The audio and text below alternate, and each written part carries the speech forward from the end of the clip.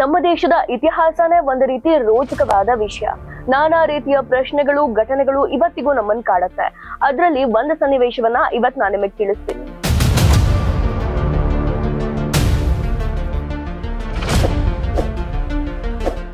ಅದು ಜನವರಿ 30, 1948. ನಾಥೂರಾಮ್ ಗೋಡ್ಸೆ ಗಾಂಧಿ ಅವರನ್ನ ಹತ್ಯೆ ಮಾಡಿದ ದಿನ. ಹತ್ಯೆ ಮಾಡಿ ಗೋಡ್ಸೆ ಅಲ್ಲಿಂದ ಓಡ್ ಹೋಗ್ಲಿಲ್ಲ, ಬದಲಾಗಿ ಪೊಲೀಸರಿಗೆ ಶರಣಾಗ್ತಾರೆ. ಕೋರ್ಟಲ್ಲಿ ಗೋಡ್ಸೆ ತಾನು ಈ ಕೃತ್ಯವನ್ನ ಯಾಕೆ ಮಾಡಿದೆ ಅಂತ ತಿಳಿಸ್ತಾರೆ.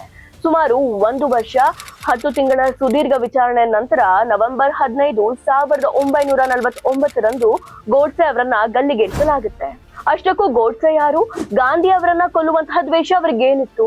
ಗೋಡ್ಸೆ ಗಾಂಧೀಜಿಯನ್ನ ಕೊಂದು ಈ ದೇಶಕ್ಕೆ ಒಳಿತನ್ನೇ ಮಾಡಿದೆ ಅಂತ ನಿರ್ಭಯವಾಗಿ ಹೇಳಿದ್ಯಾಕೆ ಅನ್ನೋದನ್ನ ಇವತ್ ನಾನು ನಿಮಗೆ ತಿಳಿಸ್ತೀನಿ. ಮಹಾರಾಷ್ಟ್ರದ ಬಾರಾಮತಿ ಎಂಬ ಜಾಗದಲ್ಲಿ ಜನಿಸಿದ ಗೋಡ್ಸೆ ಚಿಕ್ಕ ವಯಸ್ಸಿನಿಂದಲೂ ರಾಷ್ಟ್ರೀಯವಾದಿ ವಿಚಾರಗಳಿಂದ ಪ್ರೇರಣೆಯನ್ನ ಪಡೆದಿರ್ತಾರೆ. ಸಾವರ್ಕರ್, ಬಾಲ್ ಗಂಗಾಧರ್ ತಿಲಕ್ ಹಾಗೂ ಗಾಂಧೀಜಿಯವರ ಕೆಲವು ಅಂಶಗಳಿಂದ ಪ್ರೇರಣೆಯನ್ನ ಪಡೆದು ಶಾಲೆಯನ್ನ ಬಿಟ್ಟು ಸ್ವಾತಂತ್ರ್ಯ ಚಳುವಳಿಯಲ್ಲಿ ಧುಮುಕಿರ್ತಾರೆ. ಆದ್ರೆ ಗೋಡ್ಸೆ ಗಾಂಧೀಜಿಯವರ ಅಹಿಂಸಾ ಸಿದ್ಧಾಂತವನ್ನ ಮೊದಲಿಂದನೂ ಕೂಡ ಟೀಕಿಸ್ತಾ ಇರ್ತಾರೆ. 1932 ರಾಷ್ಟ್ರೀಯ ಸ್ವಯಂ ಸೇವಕ ಸಂಘ ಅಂದ್ರೆ RSS ಅನ್ನ ಸೇರ್ಕೊಳ್ತಾರೆ. ಗೋಡ್ಸೆಗೆ ಭಾರತದಲ್ಲಿ ಜಾತಿ ವ್ಯವಸ್ಥೆಯನ್ನ ಹೋಗಲಾಡಿಸ್ಬೇಕು ಅನ್ನುವಂತಹ ಬಯಕೆ ಸಿಕ್ಕಾಪಟ್ಟೆ ಇರುತ್ತೆ. ಹಾಗಾಗಿ ನ್ಯೂಸ್ ಪೇಪರ್ಗಳಲ್ಲಿ ಸಾಕಷ್ಟು ಆರ್ಟಿಕಲ್ ಗಳನ್ನ ಬರಿತಾ ಇರ್ತಾರೆ. ಮರಾಠಿ ಭಾಷೆಯಲ್ಲಿ ತಮ್ಮದೇ ಆದ ಹಿಂದೂ ರಾಷ್ಟ್ರ ಎಂಬ ಪತ್ರಿಕೆಯನ್ನ ಶುರು ಮಾಡ್ತಾರೆ. 1942 RSS ನಿಂದ ಹೊರಬಂದು ಹಿಂದೂಗಳನ್ನ ಒಗ್ಗೂಡಿಸ್ಬೇಕು ಅಂತ ಹಿಂದೂ ರಾಷ್ಟ್ರದಳ ಎಂಬ ಸಂಘಟನೆಯನ್ನ ಸ್ಥಾಪನೆ ಮಾಡ್ತಾರೆ. ಹಿಂದೂ ಸಂಸ್ಕೃತಿ, ಹಿಂದೂ ಧರ್ಮ ಪದ್ಧತಿಗಳಿಗೆ ಸಾಕಷ್ಟು ಮಹತ್ವವನ್ನ ಕೊಡ್ತಾ ಇರ್ತಾರೆ. ಮೊದಲಿನಿಂದಲೂ ಗಾಂಧೀಜಿಯವರ ಸ್ವಾತಂತ್ರ್ಯ ಚಳುವಳಿಯನ್ನ ಬೆಂಬಲಿಸ್ತಾ ಇದ್ದ ಗೋಡ್ಸೆ ಗಾಂಧೀಜಿಯವರ ಅನುಸರಿಸ್ತಾ ಇದ್ದಂತಹ ಅಹಿಂಸಾ ಸಿದ್ಧಾಂತವನ್ನ ಒಪ್ತಾ ಇರಲಿಲ್ಲ ಮತ್ತು ಗಾಂಧೀಜಿಯವರ ಅಹಿಂಸಾ ಸಿದ್ಧಾಂತವನ್ನ ಭಾರತೀಯರು ಎಲ್ಲರೂ ಅನುಸರಿಸಲೇಬೇಕು ಅನ್ನುವಂತಹ ನೀತಿಯನ್ನು ಕೂಡ ಗೋಡ್ಸೆ ಕಟುವಾಗಿ ಟೀಕಿಸ್ತಾ ಇದ್ರು. ನಮ್ಮ ಹಿಂದೂ ಧರ್ಮ ಗ್ರಂಥಗಳಲ್ಲಿ ಧರ್ಮಕ್ಕಾಗಿ ಹೋರಾಡಬೇಕಾದ್ರೆ ಯುದ್ಧ ಮಾಡೋದು ಅನಿವಾರ್ಯ ಎಂಬ ಸಾಕಷ್ಟು ಘಟನೆಗಳನ್ನ ನಾವು ರಾಮಾಯಣ, ಮಹಾಭಾರತದಲ್ಲಿ, ಪುರಾಣಗಳಲ್ಲಿ ಕಾಣಬಹುದು. ಅಂಥದ್ರಲ್ಲಿ ಬ್ರಿಟಿಷರ ವಿರುದ್ಧ ಅಹಿಂಸಾ ಮಾರ್ಗ ಹಿಂದೂಗಳನ್ನ ಮತ್ತಷ್ಟು ದುರ್ಬಲಗೊಳಿಸುತ್ತೆ ಅನ್ನೋದು ಗೋಡ್ಸೆ ಅವರ ವಾದ ಆಗಿತ್ತು. ಇನ್ನು ಬಾಲ್ ಗಂಗಾಧರ್ ತಿಲಕ್ ಅವರ ನಿಧನದ ನಂತರ ಇಂಡಿಯನ್ ನ್ಯಾಷನಲ್ ಕಾಂಗ್ರೆಸ್ ಅಂದ್ರೆ INC ಮೇಲೆ ಗಾಂಧೀಜಿಯವರ ಪ್ರಭಾವ ಸಿಕ್ಕಾಪಟ್ಟೆ ಆಗುತ್ತೆ. ತಾನು ಹೇಳಿದ್ದೆ ಸರಿ, ತಾನು ಹೇಳಿದ್ದೆ ಆಗಬೇಕು, ಅಕಸ್ಮಾತ್ ತಾನು ಹೇಳಿದ್ದ ಆಗ್ಲಿಲ್ಲ ಅಂತ ಅಂದ್ರೆ ಧರಣಿ ಕೂತು ತನಗೆ ಬೇಕಾದದ್ದನ್ನ ಕಾಂಗ್ರೆಸ್ ನಾಯಕರಿಂದ ಮಾಡಿಸ್ಕೊಳ್ತಾ ಇದ್ರು. ಸುಭಾಷ್ ಚಂದ್ರ ಬೋಸ್ ಅವರು INCಗೆ ಅಂದ್ರೆ ಇಂಡಿಯನ್ ನ್ಯಾಷನಲ್ ಕಾಂಗ್ರೆಸ್ ಅಧ್ಯಕ್ಷ ಸ್ಥಾನಕ್ಕೆ ಚುನಾವಣೆಗೆ ನಿಂತಾಗ ಬೋಸ್ ಅವರು ಚುನಾವಣೆಯಲ್ಲಿ ಗೆಲ್ಲಬಾರದು ಅಂತ ಸಾಕಷ್ಟು ಪ್ರಯತ್ನವನ್ನ ಮಾಡಿರ್ತಾರೆ ಮಹಾತ್ಮ ಗಾಂಧೀಜಿ. ಯಾಕಂದ್ರೆ ಬೋಸ್ ಅವರು ಅಹಿಂಸಾ ಸಿದ್ಧಾಂತಕ್ಕೆ ವಿರುದ್ಧವಾಗಿದ್ರು. ಅಕಸ್ಮಾತ್ ಏನಾದ್ರೂ ಸುಭಾಷ್ ಚಂದ್ರ ಬೋಸ್ ಅವರು ಗೆದ್ರೆ ತನಗೆ ಹಿಡಿತ ಕಡಿಮೆ ಆಗುತ್ತೆ ಅಂತ ಗಾಂಧೀಜಿ ಭಾವಿಸಿರ್ತಾರೆ. ಹಾಗಾಗಿ ಬೋಸ್ ಅವರು ಚುನಾವಣೆಯಲ್ಲಿ ಗೆದ್ದು ಅಧ್ಯಕ್ಷರಾದಾಗ ಗಾಂಧೀಜಿ ಇದು ನನಗಾದ ಸೋಲು ಅಂತ ಬಹಿರಂಗವಾಗಿ ಹೇಳಿಕೆಯನ್ನ ಕೊಟ್ಟಿದ್ರು. ಸುಭಾಷ್ ಚಂದ್ರ ಬೋಸ್ ಅವರು ಗಾಂಧೀಜಿಯವರ ಜೊತೆಗಿದ್ದ ಮನಸ್ತಾಪದಿಂದ ಅಧ್ಯಕ್ಷ ಸ್ಥಾನಕ್ಕೆ ರಾಜೀನಾಮೆಯನ್ನ ಕೊಟ್ಟು ಹೋಗ್ತಾರೆ. ಹೀಗೆ ಗಾಂಧೀಜಿಯವರು ತನಗೆ ಬೇಕಾದದ್ದನ್ನ ಸಾಧಿಸ್ಕೊಳ್ತಾ ಇದ್ರು. ಇದೇ ಕಾರಣಕ್ಕೆ ಅಂಬೇಡ್ಕರ್ ಕೂಡ ಗಾಂಧೀಜಿಯವರನ್ನ ಸಿಕ್ಕಾಪಟ್ಟೆ ವಿರೋಧ ಮಾಡ್ತಾ ಇದ್ರು. ಇವೆಲ್ಲವನ್ನ ಕಂಡಿದ್ದ ಗೋಡ್ಸೆಗೆ ಗಾಂಧೀಜಿ ಮೇಲೆ ಸಾಕಷ್ಟು ಕೋಪ ಇತ್ತು ಮತ್ತು ಗಾಂಧೀಜಿಯವರ ಮುಸ್ಲಿಂ ಧೋರಣೆ ಹಾಗೂ ದೇಶ ವಿಭಜನೆಯ ನಿರ್ಧಾರಗಳು ಗೋಡ್ಸೆಗೆ ಗಾಂಧೀಜಿ ಮೇಲೆ ಇನ್ನಷ್ಟು ಕೋಪವನ್ನ ಜಾಸ್ತಿ ಮಾಡುತ್ತೆ. ಇಲ್ಲಿ ಒಂದು ಇಂಟ್ರೆಸ್ಟಿಂಗ್ ವಿಚಾರ ಏನು ಅಂದ್ರೆ 1944 ಗೋಡ್ಸೆ ತಂಡ ಗಾಂಧೀಜಿಯವರ ಹತ್ಯೆಗೆ ಪ್ರಯತ್ನ ಮಾಡಿದ್ರು, ಆದ್ರೆ ಸಕ್ಸಸ್ ಆಗಿರ್ಲಿಲ್ಲ. 1945 ಧರ್ಮದ ಹೆಸರಲ್ಲಿ ದೇಶಗಳು ವಿಭಜನೆ ಆಗಬೇಕು ಎಂಬ ಚರ್ಚೆ ಬಂದಾಗ ಗಾಂಧೀಜಿ ನಾನು ಈ ದೇಶವನ್ನ ವಿಭಜನೆ ಆಗೋಕೆ ಬಿಡೋದಿಲ್ಲ, ವಿಭಜನೆ ಮಾಡೋದಾದ್ರೆ ಅದು ನನ್ನ ಶವದ ಮೇಲೆ ಮಾಡ್ಲಿ ಅಂತ ತೀಕ್ಷ್ಣವಾಗಿ ಹೇಳಿರ್ತಾರೆ. ಇದು ಒಳ್ಳೆ ವಿಚಾರ ಆದ್ರೂ ಕೂಡ ಆಮೇಲೆ ಆಗಿದ್ದೇ ಬೇರೆ. ಆಗಸ್ಟ್ 15, 1946 ಮೊಹಮ್ಮದ್ ಅಲಿ ಜಿನ್ನಾ ನೇತೃತ್ವದ Muslim league direct action day ಅನ್ನ ಘೋಷಣೆ ಮಾಡುತ್ತೆ. ಧರ್ಮದ ಅಡಿಯಲ್ಲಿ 2 ದೇಶ ಆಗಬೇಕು ಎಂಬ ಹೋರಾಟದಲ್ಲಿ ದೇಶದಲ್ಲಿ ಎಲ್ಲೆಡೆ ಕೋಮುಗಲಭೆ, ಹಿಂಸಾಚಾರ, ದರೋಡೆ, ಅತ್ಯಾಚಾರ ವ್ಯಾಪಕವಾಗಿ ಹರಡುತ್ತೆ. ಅಹಿಂಸೆಯ ಪಾಠ ಮಾಡ್ತಿದ್ದಂತಹ ಗಾಂಧೀಜಿಗೆ ಇದ್ಯಾವುದನ್ನು ತಡೆಯೋಕ್ ಸಾಧ್ಯನೇ ಆಗ್ಲಿಲ್ಲ. ಗಾಂಧೀಜಿಯ ಅಹಿಂಸಾ ತತ್ವ ನೀರಿಗೆ ಹೋಮ ಮಾಡಿದ ರೀತಿ ಆಗಿತ್ತು. ಮುಸ್ಲಿಂ ಲೀಗ್ ನ ಧೋರಣೆ ಎಷ್ಟಿತ್ತು ಅಂತ ಅಂದ್ರೆ ಅಂದಿನ ವೈಸ್ರಾಯ್ ಆಗಿದ್ದ ಲಾರ್ಡ್ ವೆವೆಲ್ಗೂ ಕೂಡ ತಡೆಯೋಕ್ ಸಾಧ್ಯ ಆಗದೆ ರಾಜೀನಾಮೆ ಕೊಡ್ತಾರೆ. ಗೋಡ್ಸೆ ಅವರ ಪ್ರಕಾರ ಆ ಸಮಯದಲ್ಲಿ ದೇಶದ ಪ್ರಭಾವಿ ವ್ಯಕ್ತಿಯಾಗಿದ್ದು ಗಾಂಧೀಜಿ. ತನಗೆ ಬೇಕಾದದ್ದನ್ನ ನಾಯಕರಿಂದ ಹೇಳಿ ಮಾಡಿಸ್ಕೊಳ್ತಾ ಇದ್ದಂತಹ ಗಾಂಧೀಜಿ ಮತ್ತು ದೇಶ ವಿಭಜನೆ ಆಗೋಕೆ ಬಿಡಲ್ಲ ಅಂತ ನುಡಿದವರು ಮೊಹಮ್ಮದ್ ಅಲಿ ಜಿನ್ನಾ ಅವರ ಮನವೊಲಿಸದೆ 1947ರಲ್ಲಿ ದೇಶ ವಿಭಜನೆಯನ್ನ ಯಾಕೆ ತಡಿಲಿಲ್ಲ ಅನ್ನುವಂತಹದ್ದು ಗೋಡ್ಸೆ ಅವರಿಗೆ ಸಿಕ್ಕಾಪಟ್ಟೆ ಕೋಪ ಇರುತ್ತೆ.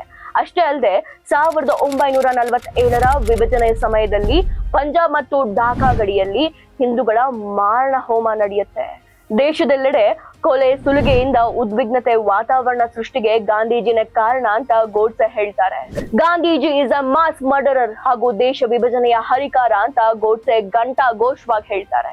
ಸ್ವಾತಂತ್ರ್ಯದ ನಂತರ ಸರ್ದಾರ್ ವಲ್ಲಭ್ ಭಾಯ್ ಪಟೇಲ್ ಅವರು ಈ ದೇಶದ ಪ್ರಧಾನಿ ಆಗಬೇಕು ಅಂತ ಎಲ್ಲಾ ನಾಯಕರು ಇಷ್ಟಪಟ್ಟಿರ್ತಾರೆ. ಆದ್ರೆ ಗಾಂಧಿ ನೆಹರು ಅವರ ಹೆಸರನ್ನ ಮುಂದಿರ್ತಾರೆ. ಈ ವಿಚಾರ ಗೋಡ್ಸೆಗೆ ಸಿಕ್ಕಾಪಟ್ಟೆ ಬೇಜಾರು ಉಂಟು ಮಾಡುತ್ತೆ. ಕಾಶ್ಮೀರದ ಸಮಸ್ಯೆ ಭುಗಿಲೆದ್ದಾಗ ಪಾಕಿಸ್ತಾನ ಕಾಶ್ಮೀರದ ಅರ್ಧ ಭಾಗವನ್ನ ವಶಪಡಿಸಿಕೊಳ್ತು. ಸ್ವಾತಂತ್ರ್ಯದ ಸಮಯದಲ್ಲಿ ಆದಂತಹ ಒಪ್ಪಂದದಿಂದ ಪಾಕಿಸ್ತಾನಕ್ಕೆ 55 ಕೋಟಿ ರೂಪಾಯಿ ಕೊಡ್ಬೇಕಿತ್ತು. ಆದ್ರೆ ಸರ್ದಾರ್ ವಲ್ಲಭ್ ಭಾಯ್ ಪಟೇಲ್ ಅವರು ಈಗ ಪಾಕಿಸ್ತಾನದ ಕೈಗೆ ಹಣ ಹೋದ್ರೆ ಅವರು ಭಾರತದ ವಿರುದ್ಧವೇ ಕಾಶ್ಮೀರದ ಸಮಸ್ಯೆಗೆ ಅದನ್ನು ಉಪಯೋಗಿಸ್ಕೊಳ್ತಾರೆ ಅಂತ ಕೊಡೋಕೆ ನಿರಾಕಾರ ಮಾಡಿರ್ತಾರೆ. ಆದ್ರೆ ಪಾಕಿಸ್ತಾನ ಕಾಶ್ಮೀರದಿಂದ ಹೊರಗೆ ಹೋದ್ರೆ ಮಾತ್ರ ಹಣವನ್ನ ಕೊಡೋದಾಗಿ ಹೇಳಿರ್ತಾರೆ ಸರ್ದಾರ್ ವಲ್ಲಭ್ ಭಾಯ್ ಪಟೇಲ್. ಆದ್ರೂ ಕೂಡ ಗಾಂಧೀಜಿ ಈ ಹಣವನ್ನ ಪಾಕಿಸ್ತಾನಕ್ಕೆ ಕೊಡ್ಲೇಬೇಕು ಅಂತ ಭಾರತ ಸರ್ಕಾರಕ್ಕೆ ತುಂಬಾ ಒತ್ತಾಯಿಸ್ತಾರೆ. ಗಾಂಧೀಜಿಯವರ ಒತ್ತಾಯಕ್ಕೆ ಭಾರತ ಸರ್ಕಾರದ ನಾಯಕರು ಮಣಿದೇ ಇದ್ದಾಗ ಗಾಂಧೀಜಿ ತಮ್ಮ ನೆಚ್ಚಿನ ಹಾಗೂ ಮಾರಕ ಅಸ್ತ್ರವನ್ನ ಉಪಯೋಗಿಸಿದ್ರು, ಅದೇ ಉಪವಾಸ. 79ನೇ ವಯಸ್ಸಿನಲ್ಲೂ ಕೂಡ ತನ್ನ ಪಟ್ಟು ಬಿಡದೆ ಉಪವಾಸ ಧರಣಿ ಕೂತಿದ್ದನ್ನ ನೋಡಿ ಗಾಂಧೀಜಿಯವರ ಆರೋಗ್ಯ ದೃಷ್ಟಿಯನ್ನ ನೆಪ ಮಾಡಿಕೊಂಡು ಭಾರತ ಸರ್ಕಾರದ ನಾಯಕರು ಪಾಕಿಸ್ತಾನಕ್ಕೆ ಹಣವನ್ನ ಕೊಡೋದನ್ನ ಕಂಡು ಗೋಡ್ಸೆ ಇನ್ನು ಈ ಮನುಷ್ಯ ಅಂದ್ರೆ ಗಾಂಧಿ ಬದುಕಿರಬಾರ್ದು, ಬದುಕಿದ್ರೆ ಭಾರತ ಸರ್ಕಾರದ ನಾಯಕರು ಗಾಂಧೀಜಿ ಹೇಳಿದ್ರೆ ಏನ್ ಬೇಕಾದ್ರೂ ಮಾಡ್ತಾರೆ ಅಂತ ನಿರ್ಧಾರ ಮಾಡ್ತಾರೆ. ಗಾಂಧೀಜಿ ಬದುಕಿರೋವರೆಗೂ ಭಾರತ ಸರ್ಕಾರ ಪ್ರಾಕ್ಟಿಕಲ್ ಆಗಿ ಯಾವುದೇ ನಿರ್ಧಾರವನ್ನ ತೆಗೆದುಕೊಳ್ಳೋದಿಲ್ಲ. ತಮಗೆ ಇಷ್ಟ ಬಂದ ಕೆಲಸವನ್ನ ಮಾಡಿ ಮುಗಿಸ್ತಾರೆ. ಹಂತ ಹಂತವಾಗಿ ಭಾರತವನ್ನ ಪಾಕಿಸ್ತಾನದ ವಶಕ್ಕೆ ಬರೋ ಹಾಗೆ ಮಾಡ್ಬಿಡ್ತಾರೆ ಅಂತ ಗೋಡ್ಸೆ ಗಾಂಧೀಜಿಯವರನ್ನ ಹತ್ಯೆ ಮಾಡೋಕೆ ನಿರ್ಧಾರ ಮಾಡ್ತಾರೆ. ಜನವರಿ 20, 1948ರಂದು ಗ್ರೆನೇಡ್ ಅನ್ನ ಬಳಸಿ ದೆಹಲಿಯಲ್ಲಿ ಗಾಂಧೀಜಿ ತಂಗಿದ ಬಿರ್ಲಾ ನಿವಾಸಕ್ಕೆ ಹಾಕಿ ಅವರನ್ನ ಕೊಲ್ಲೋಕೆ ಪ್ರಯತ್ನವನ್ನ ಪಡ್ತಾರೆ ಗೋಡ್ಸೆ. ಆದ್ರೆ ಅದು ವಿಫಲ ಆಗುತ್ತೆ. ಅನಂತರ ಜನವರಿ 30, 1948ರಲ್ಲಿ ಗೋಡ್ಸೆ ಗಾಂಧೀಜಿಯವರು ಇನ್ನೇನು ಪ್ರಾರ್ಥನೆಗೆ ತಲುಪುವ ಮುಂಚೆನೆ ಬಂದೂಕಿನಿಂದ ಗಾಂಧೀಜಿಯವರ ಎದೆಗೆ ಗುಂಡಿಟ್ಟುಕೊಳ್ತಾರೆ. ಅನಂತರ ಗೋಡ್ಸೆ ಅವರನ್ನ ಬಂಧಿಸಲಾಗುತ್ತೆ. ಕೋರ್ಟ್ ಅಲ್ಲಿ 1 ವರ್ಷಗಳ ಕಾಲ ವಾದ ಚರ್ಚೆಗಳು ನಡೆಯುತ್ತೆ. ಆಗ ಗೋಡ್ಸೆ ಕೋರ್ಟ್ ಅಲ್ಲಿ ಹೇಳಿದ ಮಾತನ್ನ ಯಥಾವತ್ತಾಗಿ ಹೇಳ್ತೀನಿ ಕೇಳಿ. ಗಾಂಧೀಜಿಯನ್ನ ಹತ್ಯೆ ಮಾಡಿದ ಬಗ್ಗೆ ನನಗೆ ಯಾವುದೇ ಪಶ್ಚಾತ್ತಾಪ ಇಲ್ಲ. ಗಾಂಧೀಜಿಯನ್ನ ಕೊಂದು ದೇಶಕ್ಕೆ ಒಳಿತನ್ನೇ ಮಾಡಿದ್ದೀನಿ. ಗಾಂಧೀಜಿ ಇಲ್ಲದ ಭಾರತದ ರಾಜಕೀಯ ತುಂಬಾ ಪ್ರಾಯೋಗಿಕವಾಗಿ ಹಾಗೂ ಶಕ್ತಿಶಾಲಿಯಾಗಿರುತ್ತೆ.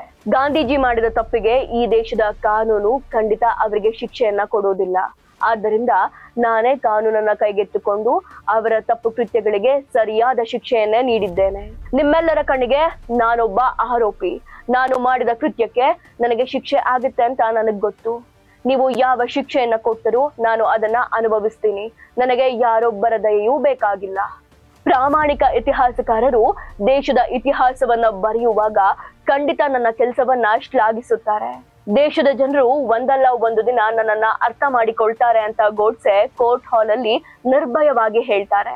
ಗೋಡ್ಸೆ ಹೇಳಿದ ಈ ಮಾತುಗಳು ಯಾವುದೇ ಸಾರ್ವಜನಿಕರಿಗೆ ತಿಳಿಬಾರ್ದು ಅಂತ ಪತ್ರಿಕೆಗಳಲ್ಲಿ ಪ್ರಕಟ ಆಗ್ಬಾರ್ದು ಎಂದು ಅಂದಿನ ಭಾರತ ಸರ್ಕಾರ ನಿರ್ಧರಿಸುತ್ತೆ.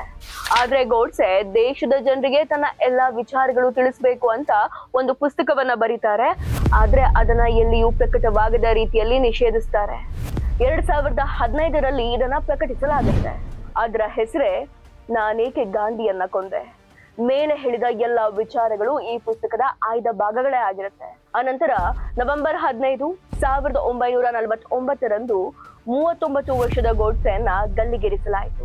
ಗೋಡ್ಸೆ ಸಹಚರರಾಗಿದ್ದ ನಾರಾಯಣ್ ಆಪ್ತೆ, ಗೋಪಾಲ್ ಗೋಡ್ಸೆ, ದಿಗಂಬರ್ ಬಡ್ಗಿ, ಮದನ್ ಲಾಲ್ ಪಾಖಾ ಇವರೆಲ್ಲರಿಗೂ ಕೂಡ ಜೀವಾವಧಿ ಶಿಕ್ಷೆಯನ್ನ ನೀಡಲಾಗುತ್ತೆ.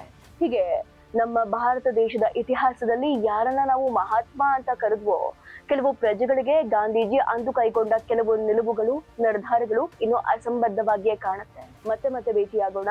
ಧನ್ಯವಾದ. ವಂದೇ ಭಾರತ ಮಾತರಂ.